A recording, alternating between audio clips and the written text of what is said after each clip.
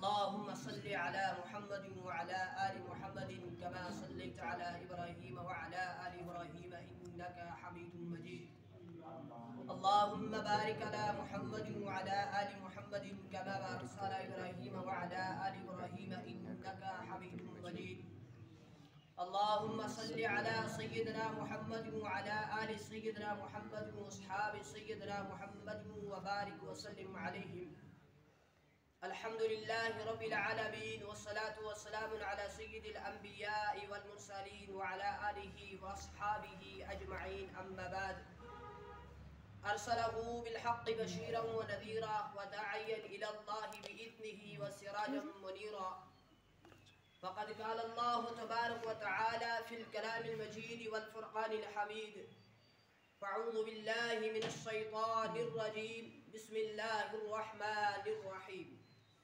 हुवल्लज़ी अरसल रसूलहु bill हुदा व दीनिल हक़्क़ि लियुज़हिरहु अलद्दीनि कुल्लिहि व Kaffa बिल्लाहि शहीदा।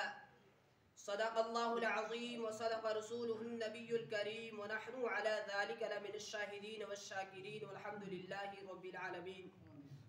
क़ाल नबी सल्लल्लाहु अलैहि वसल्लम अलैकुम बिस्सुन्नति व सुन्नतिल खुलफ़ाइर राशिदीनिल महदिय्यीन औ कमा क़ाल अलैहिस्सलातु वस्सलाम। मोहतरम बाइज़्ज़त बुज़ुर्ग और दोस्तों और मुअज़्ज़ज़ सामिईन इकराम, अस्सलामु अलैकुम व रहमतुल्लाहि व बरकातुहू। अल्लाह रब्बुल इज़्ज़त का बेहद फज़ल, करम, एहसान, शुक्र जिस रब ज़ुल जलाल ने इस पुरफ़ितन दौर के अंदर हम सबको ये तौफ़ीक़ अता फरमाई कि हम उसके घर के अंदर हाज़िर हो सके। क्योंकि अल्लाह ने चाहा तो हम उसके घर के अंदर दाखिल हुए, अल्लाह ना चाहता तो यकीनन उसके घर की हाज़िरी हमें नसीब ना हो सकती। अल्लाह से दुआ करें अल्लाह हमारी इस हाज़िरी को बेहद कबूल फरमाए, हमारे लिए दुनिया के अंदर हिदायत का और आखिरत के अंदर नजात का, बख्शिश का, मग़फ़िरत का दरिया बनाए। मोहतरम हज़रात, जैसा कि आप सब इस बात से बखूबी वाकिफ़ है कि पिछले कहीं जुम्मों से सीरतुन नबवी सल्लल्लाहु अलैहि वसल्लम के अनवान पर मुसलसल गुफ्तगू जारी है और सीरत तोयबा ऐसा दिले बहार और ऐसा दिलकश अनवान है कि जिसकी हर वक्त ज़रूरत है। खैर, आज हम इस जुमा के मुबारक मौके पर हुज़ूर अलैहिस्सलातु वस्सलाम की सीरत के इस पहलू के ऊपर गुफ्तगू करेंगे कि जनाब रसूल अकरम सल्लल्लाहु अलैहि वसल्लम और ग़लबाए इस्लाम की तहरीक और खुतबे के अंदर तिलावत करदा आयत करीमा की मुख्तसर सी तशरीह। मैंने जो आप हजरात के सामने खुतबे के अंदर एक आयत पढ़ी, 26 पारे के अंदर ये आयत मौजूद है। अल्लाह रब्बुल इज़्ज़त इरशाद फरमाते हैं, हुवल्लज़ी अरसल रसूलहु बिल हुदा व दीनिल हक़्क़ लियुज़हिरहु अलद्दीनि कुल्लिहि व कफ़ा बिल्लाहि शहीदा। हुवल्लज़ी अरसल रसूलहु बिल हुदा, कि खुदा वो है जिसने आप सल्लल्लाहु अलैहि वसल्लम को हक और सच देकर आखिरी नबी बनाकर दुनिया के अंदर भेजा। भेजने का मकसद क्या है? आगे फरमाया लियुज़हिरहु अलद्दीनि कुल्ली, ताकि आप सल्लल्लाहु अलैहि वसल्लम का दीन तमाम अदियान के ऊपर गालिब आ जाए।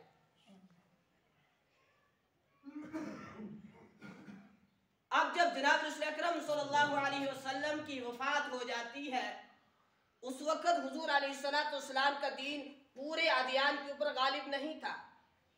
लेकिन कुरान कह रहा है कि हुजूर के आने का मकसद ये है कि आप अलैहिस्सलातु वस्सलाम का दीन तमाम अदियान के ऊपर, जितने दुनिया के अंदर अदियान है, दीन है, उन तमाम दीनों के ऊपर इनका दीन गालिब आ जाए।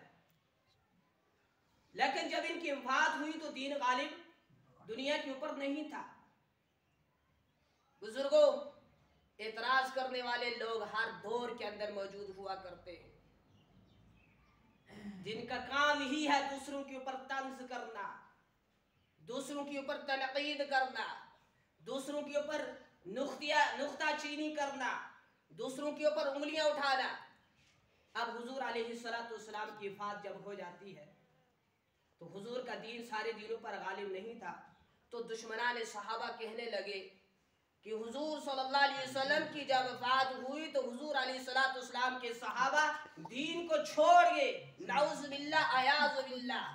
इसलिए हुजूर अलैहिस्सलाम का दीन तमाम दीनों पर गालिब नहीं हो सका। इस सिलसिले में कुरान करीम की जो तशरीहात है उनको मैं आपके सामने लाना चाहूँगा, लेकिन इस सिलसिले के अंदर एक वाक़या अजीब व गरीब आपकी खिदमत के अंदर रखना चाहूँगा, जो अंबिया अलैहिस्सलाम के दौर में से एक नबी के दौर के अंदर पेश आया है। इस वाक़े को अगर हम शुरुआत से लेकर आखिर तक पूरा सुनेंगे और गौर से सुनेंगे तो हम सब के दिल दिमाग के अंदर ये बात बैठ जाएगी कि कैसे हुजूर सल्लल्लाहु अलैहि वसल्लम का दीन तमाम अदियान के ऊपर गालिब आया। अब कुरान कह रहा है लियुज़हिरहु अला दीनि कुल्ली, कि आपका दीन तमाम दीनों के ऊपर गालिब आएगा। तो नौज़ बिल्लाह इसके अंदर कोई शक शुबा बाकी मत है। कुरान ने कह दिया गालिब होगा तो होकर रहेगा। अब हम इस वाक़े को गौर से सुनेंगे और फिर इंशाअल्लाह उम्मीद है कि हम सबको ये बात समझ आ जाएगी कि कैसे दीन पूरी दुनिया के ऊपर गालिब आया। हजरत दानियाल अलैहिस्सलाम एक नबी गुजरे हैं। आप देखें ना, 1,24,000 अंबिया अलैहिस्सलाम कौमों पेश दुनिया के अंदर तशरीफ फरमा हुए हैं। तो उनमें से कई नबियों के नाम ऐसे हैं जिसके बारे में आज तक हमें पता ही नहीं, हमें आते ही नहीं। हमने तो मशहूर नाम सुने हैं, हजरत आदम अलैहिस्सलाम, हजरत नूह अलैहिस्सलाम, हजरत ईसा अलैहिस्सलाम, जनाब रसूल अकरम सल्लल्लाहु अलैहि वसल्लम, हजरत मूसा अलैहिस्सलाम, हजरत नूह अलैहिस्सलाम, हजरत इदरीस अलैहिस्सलाम, हजरत शुएब अलैहिस्सलाम, हजरत ईसा अलैहिस्सलाम, हजरत दाऊद अलैहिस्सलाम, मशहूर नाम सुने। लेकिन 1,24,000 अंबिया किराम की तादाद है दुनिया के अंदर कम पेश, इतनी जमात दुनिया के अंदर तशरीफ लाई है। तो इनमें से एक नबी गुजरे हैं हजरत दानियाल अलैहिस्सलाम। इनके दौर में एक बादशाह था, बड़ा जालिम, बड़ा सख्त मिजाज, जुल्म करता था। उसके खिलाफ 200 आदमियों ने ऐलान बगावत कर दी, यानी उसके जुल्म के खिलाफ आवाज उठाई। बादशाह ने इन 200 आदमियों को गिरफ्तार किया, कैद करा लिया और उसके बाद कहा 2-3 दिन के बाद मैं तुम्हें फांसी दूंगा। अब ये सारी रात जाकर इबादत के अंदर गुजारते, अल्लाह से दुआएं करते कि या अल्लाह इस जालिम बादशाह से हमें निजात दे। तो निजात देने वाली जात किसकी है? हाँ, इसलिए हम दरस दिया करते हैं, जब भी मांगो अल्लाह से मांगो। पाँव का जूते का तस्मा भी टूट जाए तो किसी से अर्ज मत करो सवाए अल्लाह की जात से। मुश्किल कुशा, हाजत रवा, बिगड़ियां बनाने वाला, बीमारियों के बाद सेहत देने वाला, तंदुरुस्ती देने वाला अल्लाह है। खैर, कहा कि मैं तुम्हें 2-3 दिन के बाद क्या करूंगा, फांसी पर लटका दूंगा। इन्होंने सारी रात अल्लाह से दुआएं की। अब जिसको कहा जाए तुम्हें फांसी दी जाएगी, उसको कैसे नींद पड़ेगी? नींद ही से ताल्लुक इसका बिल्कुल खत्म। पूरी रात ये अल्लाह के सामने गिड़गिड़ाते रहे, दुआएं करते रहे, या अल्लाह हमें जालिम बादशाह से निजात दे। 3 दिन पूरे हुए तो 3 दिन के बाद इन आदमियों को बुलाया। बुलाने के बाद बादशाह ने कहा कि मैं एक शर्त पर तुम्हारी फांसी टल सकती है। अब तो ये बड़ी खुशी की बात है, कौन सी शर्त है? जाहिर सी बात है, इंसान हर शर्त इस वक्त हर शर्त पूरी करने पर तैयार हो जाएगा, जान बच रही है ना। तो लोगों ने कहा कौन सी शर्त? तो बादशाह ने कहा शर्त यह है, मैंने रात को एक ख्वाब देखा है, ख्वाब बड़ा अहम था, इंपॉर्टेंट था, जरूरी था, मुझे वो भूल गया। तो आप में से पूरे मजमे से जो मुझे ख्वाब बताएगा कि मैंने ख्वाब क्या देखा है और उसकी ताबीर भी मुझे बताएगा, तो मैं आप सबको आजाद कर दूंगा, आपको फांसी से रिहा कर दूंगा, फांसी आपकी टल जाएगी। इन लोगों में से एक आदमी ने कहा कि इस ख्वाब की ताबीर भी और ये ख्वाब भी एक आदमी आपको बता सकता है, वो है हजरत दानियाल अलैहिस्सलाम। दानियाल अलैहिस्सलाम को इस जालिम ने जेल के अंदर बंद किया हुआ है। बादशाह ने फौरन लोग भेजे, दानियाल अलैहिस्सलाम को बुला कर लाओ। दानियाल अलैहिस्सलाम तशरीफ फरमा हुए। कहा कि मुझे बताओ मैंने ख्वाब क्या देखा है और उसकी ताबीर क्या है, फिर मैं आपको आपके साथियों को रिहा कर दूंगा। हज़रत दानियाल अलैहिस्सलाम अब नौज़ुबिल्लाह ये आलिमुल गायब थे, इनको पता चल गया उसने क्या ख्वाब देखी है। नबी आलिमुल गायब हुआ करता है, वली आलिमुल गायब हुआ करता है, पीर आलिमुल गायब हुआ करता है, फरिश्ता आलिमुल गायब है नहीं है। आलिमुल गायब एक जात है, वो जात है हजरत अल्लाह रब्बुल इज्जत की जात। हजरत दानियाल अलैहिस्सलाम को अल्लाह ताला ने इस ख्वाब के बारे में बता दिया कि बादशाह ने ख्वाब क्या देखा है। हजरत दानियाल अलैहिस्सलाम ने कहा तुम्हारी ख्वाब मैं बताऊंगा। तुमने ख्वाब ये देखी है कि तुमने ख्वाब के अंदर देखा एक बहुत बड़ा बुत है और उसका एक हाथ मगरब की तरफ फैला है, एक मशरक की तरफ, एक ईस्ट की तरफ है, एक नॉर्थ की तरफ है, और उसका सर जो है वो आसमान की तरफ है और उसका सर सोने का है, उसका सीना पक्की मिट्टी का है और उसकी कमर जो है तांबे की है और उसके पांव जो हैं वो लोहे के हैं। और फिर एक आसमान से सितारा आकर उस बड़े बुत के सर के ऊपर लगता है। जब उसके ऊपर सितारा लगता है तो बुत बिल्कुल फूट जाता है और गिर जाता है। बादशाह ने कहा हाँ मैंने यही ख्वाब देखा था, जैसी आपने बयान की ख्वाब मैंने यही ख्वाब देखी थी। कहा कि आप इसकी ताबीर भी मतलूब है, बता दें ताबीर क्या है। दानियाल अलैहिस्सलाम ने कहा पहले मेरे साथियों को रिहा करो फिर बताऊंगा। बादशाह ने इन सब की रिहाई का ऐलान किया। कहा मैं तुम्हें भी आजाद करता हूँ, तुम्हारे साथियों को भी रिहा करता हूँ, बताओ इसकी ताबीर क्या है। दानियाल अलैहिस्सलाम ने फरमाया आपने जो ख्वाब देखा है ये ख्वाब ये बता रहा है कि आपकी जो हुकूमत दुनिया के ऊपर है, कैसर, रूम और कसरा और ईरान की तमाम हुकूमतें जो थी इसकी महताज थी, और इसके ऊपर जो सितारा आकर बुत के ऊपर एक सितारा जो लगा है वो सितारा है जनाब रसूल अकरम सल्लल्लाहु अलैहि वसल्लम। वो आखिरी ज़मा पैगंबर है। कहा क्या मतलब? कहा जब आखिरी नबी सल्लल्लाहु अलैहि वसल्लम तशरीफ फरमा होंगे दुनिया की सारी हुकूमतें उनके कदमों में आ जाएंगी। अब जब ये ताबीर सुनी उस बादशाह ने तो कहा अब तो मेरी हुकूमत को ज़वाल आने वाला है, अब तो मेरी हुकूमत खत्म हो जाएगी।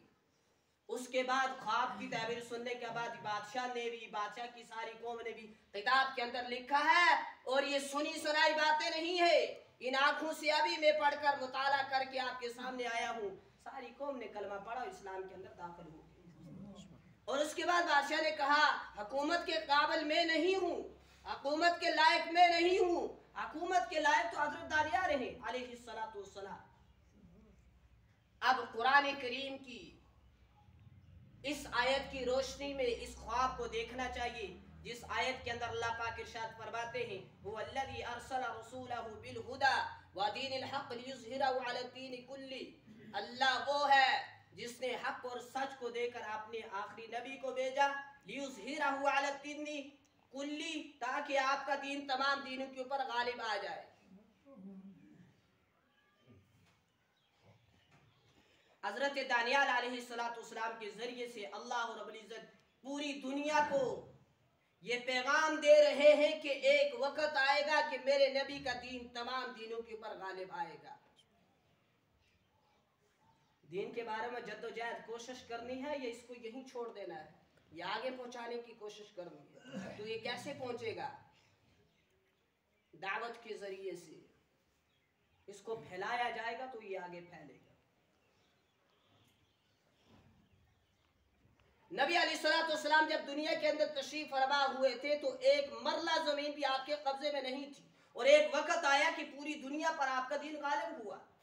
और ये कुरान कह रहा है युज़हिरहु अला दीनि कुल्ली, कि आपका दीन पूरी दुनिया के ऊपर गालिब आ जाए, पूरे दीनों के ऊपर गालिब आ जाए।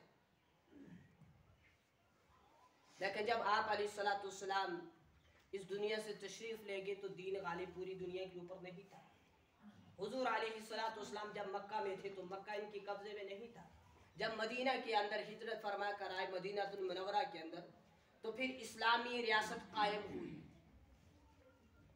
फिर 10 साल के बाद मक्का जो है फतह हुआ और उसके बाद इस्लामी हुकूमत जो है वो फैली।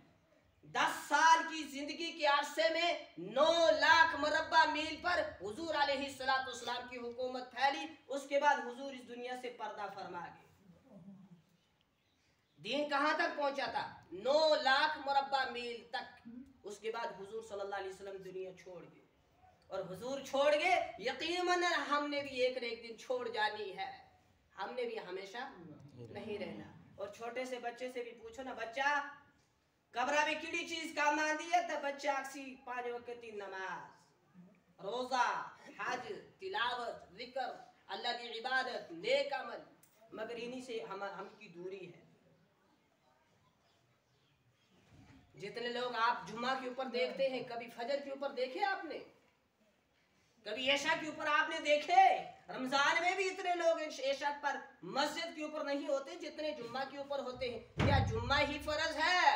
ऐशा फर्ज नहीं है, फजर फर्ज नहीं है, जोहर फर्ज नहीं है, असर फर्ज नहीं है, मगरिब फर्ज नहीं है, सिर्फ जुम्मा ही फर्ज है। ये सारी चीजें पांचों की पांचों नमाजें हर आकिल बालिग के ऊपर फर्ज है।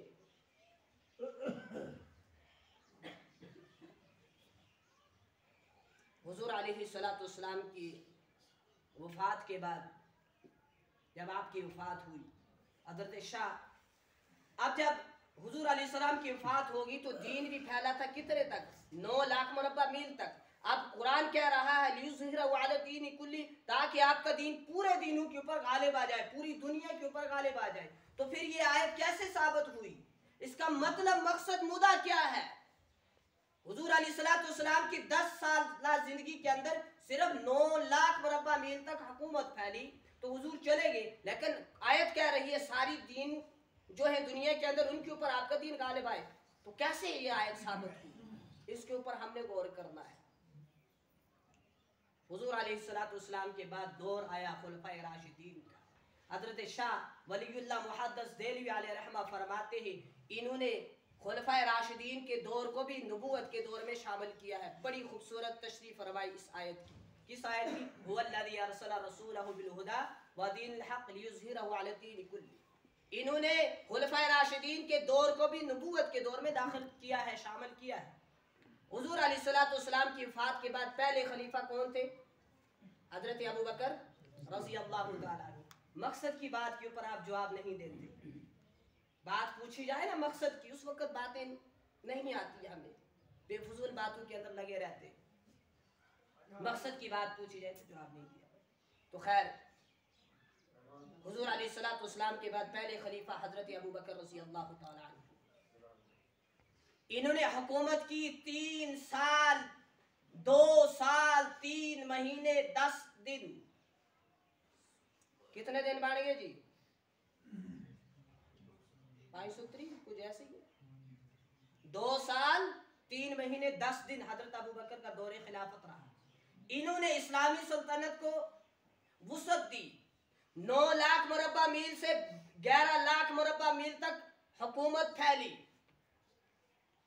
हजरत अबू बकर रज़ी अल्लाहु ताला अन्हु के बाद दूसरे खलीफा बने हजरत उमर फारूक रज़ी अल्लाहु ताला अन्हु। इन्होंने अपने दौरे खिलाफत के अंदर इस्लामी सल्तनत को वुसअत दी, हुकूमत फैली, दीन फैला, इस्लाम फैला। 11 लाख मुरब्बा मील से 22 लाख मुरब्बा मील पर इस्लाम पहुंचा, हुकूमत फैली, इस्लामी सल्तनत को वुसअत मिली। उसके बाद दौर आया हजरत उस्मान गनी रज़ी अल्लाहु ताला अन्हु का। इनके दौरे खिलाफत के अंदर भी दीन फैला। इन्होंने भी गलबा इस्लाम की तहरीक को परवान चढ़ाया, दीन फैला, हुकूमत फैली। 22 लाख मुरब्बा मील से 44 लाख मुरब्बा मील पर इस्लाम पहुंचा, हुकूमत फैली। 22 लाख मुरब्बा मील से 44 पर पहुंच गई। उसके बाद दौर आया हजरत अली करमुल्लाह वजहू रज़ी अल्लाहु ताला अन्हु का। उसके बाद भी इस्लाम फैला इनके दौरे खिलाफत के अंदर, और इस तरह इस्लाम फैलता है। हजरत उमर फारूक रज़ी अल्लाहु ताला अन्हु के बारे में जनाब रसूल अकरम सल्लल्लाहु अलैहि वसल्लम का फरमान है कि उमर की जुबान, उमर के दिल पर अल्लाह ने हक को जारी कर दिया। उमर जमीन पर बोलता है, अल्लाह आसमान से कुरान बनाकर नाज़िल कर देता है। कहीं मर्तबा उमर फारूक रजी अल्लाह ताला अन्हु की राय के ऊपर कुरान करीम उतरा है, कहीं मर्तबा। एक मिसाल में आपके सामने रखता हूं। अभी पर्दे की आयत नाज़िल नहीं